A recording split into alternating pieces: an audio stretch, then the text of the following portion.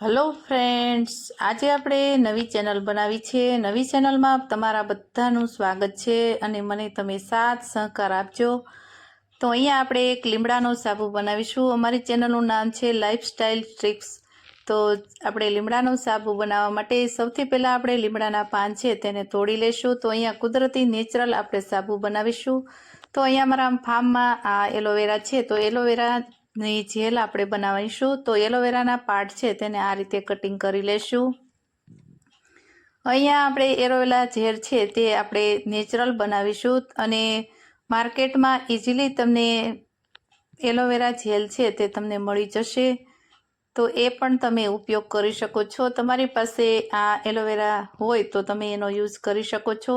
અહીંયા આપણે કડવો લીમડો છે, સ્વાદમાં પણ તે ગુણધર્મમાં તે સૌથી બેસ્ટ છે લીમડાનો આ સાબુ। તો અહીંયા આપણે આ લીમડાના સાબુથી ઘણા બધા સ્કિનના પ્રોબ્લેમ હોય તો દૂર થઈ જશે।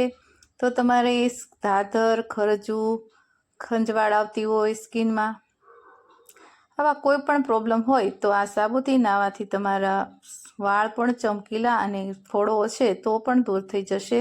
તો અહીંયા એલોવેરા જેલ આપણે બનાવી લેશું। તો એના નાના પીસ કરી લીધા છે અને તેને અંદરનો ભાગ છે તે આપણે જેલનો ભાગ છે તેને કાઢી લેશું। તો ઉપરથી અહીંયા આપણે છાલ કાઢી લેશું।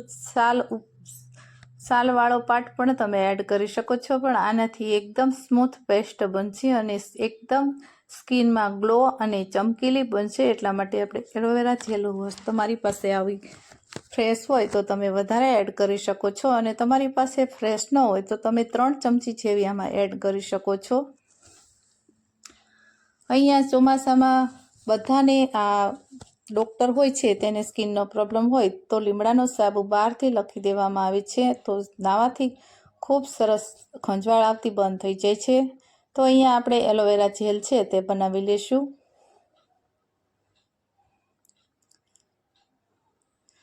તો તમે જોઈ શકો છો એકદમ નેચરલ તરીકા છે આપણે એલોવેરા જેલ આપણી બનીને રેડી થઈ ગઈ છે। તો એક બાઉલમાં કાઢી લેશું। આ સાબુ 4 વસ્તુમાંથી આપણે બનાવીશું। તો અહીંયા 2 વસ્તુ મેં તમને એડ કરેલી છે સામે। હવે 2 વસ્તુ છે તે તમે આગળ આપણે વિડીયો જોતા રહેશો એટલે આપણે 2 વસ્તુ તમને બતાવીશ। હવે અહીંયા કડવા લીમડાના પાન છે તે મેં ધોઈ અને સારી રીતે એને વોશ કરી લીધા છે। તેનો ધૂળનો ભાગ છે તે દૂર થઈ ગયો છે અને મિક્સર જારમાં વજનમાં જોઈએ તો અહીંયા 150 થી 200 ગ્રામ કડવા લીમડાના પાન આપણે એડ કરી દઈશું। તેનાથી સાબુ ખૂબ સરસ એવો બનશે અને કલર એડ કરવાની જરૂર નહીં પડે, કેમ કે અત્યારે ચોમાસાની ઋતુમાં લીમડો છે તે તાજો અને એકદમ ગ્રીન હોય છે। અને 10 થી 12 જેટલા આપણે તુલસીના પાન પણ એડ કરી દીધા છે અને હવે આપણે મિક્સર જારમાં આ રીતે ક્રોસ કરી લેવાનું છે અને 2 ચમચી જેવું પાણી એડ કરીશું એટલે જે પાનમાં કડવાશ હોય તે બધી બહાર નીકળી જશે। તમે ડ્રાય તમે પીસશો તો તેની કડવાશ છે તે દૂર નહીં થાય। એટલા માટે આપણે કડવાશ બહાર કાઢવા માટે આપણે લીમડો એકદમ પીસવો જરૂરી છે। એક રસ થાય તેવું આપણે પીસી લેશું। હવે અહીંયા મેં કોટનનું કપડું લીધું છે। કોટનના કપડામાં આ રીતે એની સ્મૂથ પેસ્ટ છે તેને એડ કરી દઈશું અને પેસ્ટને આપણે સારી રીતે એને ગાળી લેવાની છે।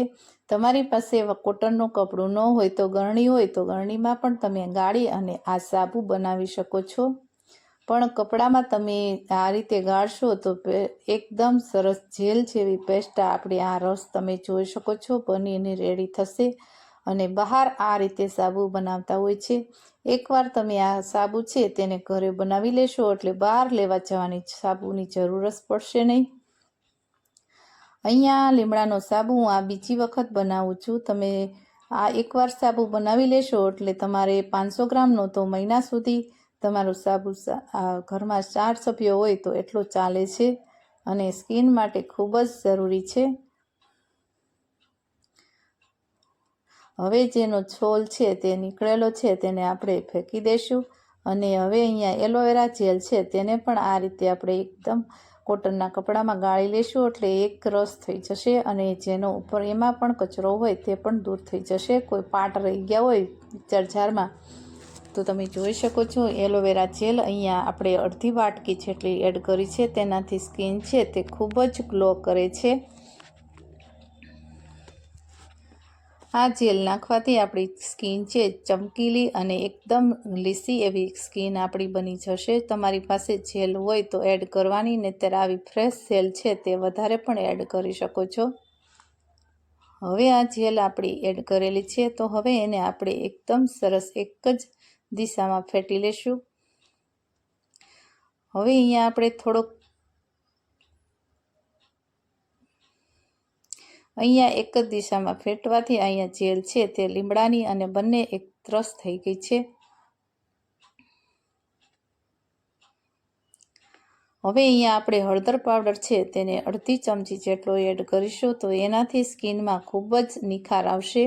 તમે ઘણા સાબુ બનાવેલા હોય છે બહાર, એમાં ચંદન, એલોવેરા અને હલ્દી હોય છે, તો તેનાથી સ્કિન છે તે ગ્લો મારે છે. એટલે તમારે એડ કરવી હોય તો તમે કરી શકો છો, અને કિપ્સ કરવી હોય તો પણ કરી શકો છો, પણ એડ કરવાથી સ્કિન છે તે ખૂબ સરસ ગ્લો કરશે.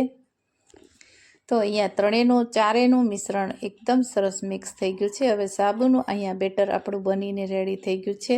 તો હવે અહીંયા આપણે બહાર સોપ પેજ છે તે ઓનલાઈન પણ મળી શકે છે, અને કેમિકલવાળાની દુકાને પણ આ રીતે સાબુ બનાવતા હોય છે, ત્યાં ઇઝીલી તમને મળી જશે.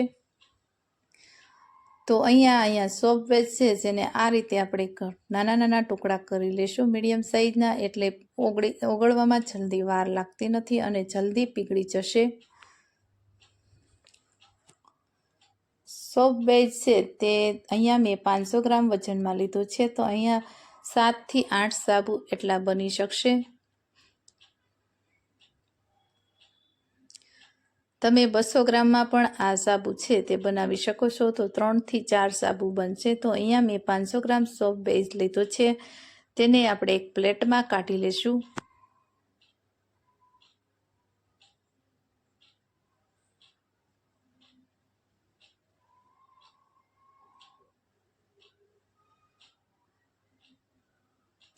હવે અહીંયા એક મેં કડાઈ લીધી છે, તે આપણે એને પર સ્ટેન્ડ રાખેલું છે, અને અહીંયા એક બાઉલ આપણે રાખી દઈશું.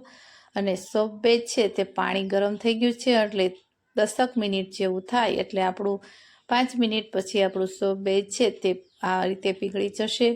અને પીગળતું જાય, જેમ વરાળ લાગશે એમ આ રીતે તમે જોઈ શકો છો ઓગળી જશે. એકદમ જેલ જેવું થાય પછી એક રસ થાય ત્યારે આપણે લીમડાનું અને જે એલોવેરાની જેલ છે તેને એડ કરી દઈશું. તો અહીંયા હલાવતા રહેવાનું છે, અને પાણી તમે ડાયરેક્ટ તમે ગેસ ઉપર આ સોપ બેઝ છે તેને ઓગાળી શકો છો, પણ સતત હલાવતું રહેવાનું છે, અને ગેસની આંચ એકદમ સ્લો રાખવી પડે છે. અહીંયા મેં અત્યારે હાઈ રાખી છે, કેમ કે આપણે વરાળમાં આ રીતે સોપ બેઝ છે તે ઓગાળી લઈશું. તો તમે જોઈ શકો છો એકદમ સરસ એક રસ થઈ ગઈ છે, અને ગાંઠા પણ એકદમ બધા છૂટા પડી ગયા છે. તો હવે એમાં આપણું ઓલું બેટર છે તેને એડ કરી દઈશું, લીમડાનું, એલોવેરાનું અને હલ્દી અને તુલસીનું છે તે બેટર આપણે અંદર એડ કરીશું. અને તેનું અહીંયા મેં વિટામિન ઈના કેપ્સ્યુલ લીધા છે, તેને પણ એડ કરી દઈશું. તેનાથી સ્કિન અને વાળમાં ખૂબ જ ઉપયોગી હોય છે. વાળમાં તમે આ વિટામિન ઈના કેપ્સ્યુલ એડ કરશો એટલે તમારે માથું ધોવું હોય તો પણ વાળ ખરતા અટકી જશે, અને એકદમ વાળ સરસ સિલ્કી અને સ્મૂથ બનશે, કેમ કે આમાં એલોવેરા જેલનો ઉપયોગ આપણે સારી રીતે કરેલો છે. તો હવે અહીંયા આપણે આ વિટામિન ઈના કેપ્સ્યુલ એડ કર્યા પછી તેનો કલર થોડોક એવો ચેન્જ થઈ ગયો છે.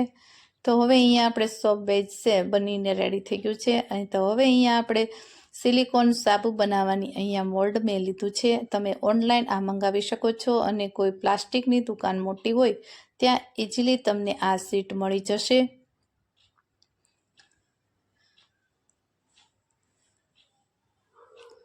હવે અહીંયા સિલિકોન મોલ્ડ છે તેમાં આપણે આ રીતે એડ કરી દઈશું તેનું.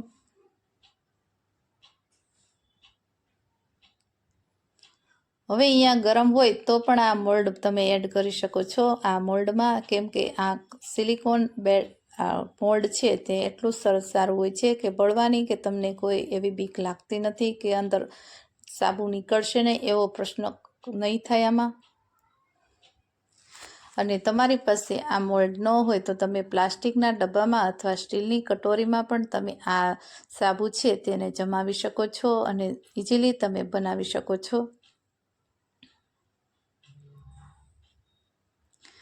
આ સાબુ બનવામાં 2 કલાક જેવો ટાઈમ લાગે છે. તો આવી રીતે પ્લાસ્ટિકનો કોઈ ડબ્બો હોય નાનો કે ડબ્બી હોય તેમાં તમે આ રીતે સાબુ છે તે જમાવી શકો છો.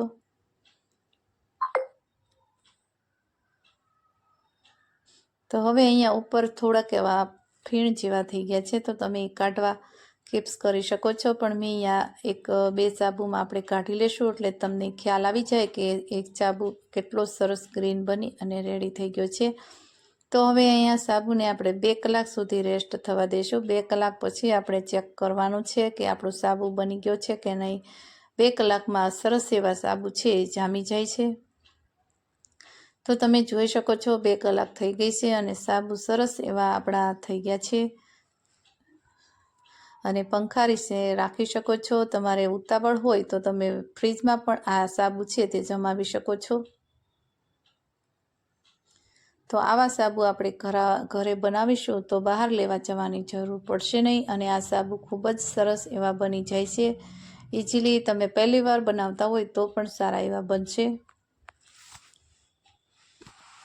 તો આ રીતે આપણા સાબુ બધા નીકળી ગયા છે અને તમે જોઈ શકો છો એકદમ કુદરતી અને નેચરલ તરીકેથી મેં અહીંયા સાબુ બનાવીને રેડી કરી દીધા છે.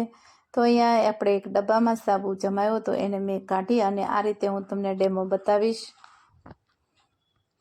તો તેનાથી એકદમ સ્કિનમાં કીટાણુ અને જીવાણુ હોય છે તે બધા નાશ થશે. તો આ રીતે આપણે સાબુનો ઉપયોગ કરીશું નાહવા માટે. તો અહીંયા અમારી આ વિડીયો સારો લાગ્યો હોય તો વિડીયોને લાઇક કરજો, શેર કરજો અને અમારી ચેનલને સબસ્ક્રાઈબ કરવાનો ભૂલશો નહીં. બાજુમાં આપેલી ઘંટી દબાવશો એટલે તમને નવી વિડીયા તમને દરરોજ જોવા મળશે, ટ્રીક અને ટિપ્સ સાથે જોવા મળશે. Thank you.